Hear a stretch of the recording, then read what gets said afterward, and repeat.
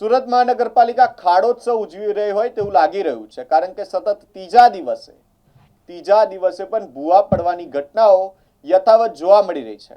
ડિંડોલીના કરડવા road પર G9 નજીક એક ભૂવો પડ્યો છે, જ્યાં વહેલી સવારે એક ટેન્કર પસાર થઈ રહ્યું હતું અને તે દરમિયાન જ રોડ ધસી ગયો. આ રોડ ધસી જતા ટેન્કરનું આગળનું ટાયર ભૂવામાં ફસાઈ ગયું હતું અને જેને લઈને ટ્રાફિક વ્યવહાર પર અસર પડી હતી. લગભગ 15 થી 20 ફૂટ જેટલો ભૂવો પડતા આ ટેન્કરનું ટાયર ભૂવામાં ફસાયું છે અને ભારે ટ્રાફિક જામના દ્રશ્યો પણ સર્જાયા હતા.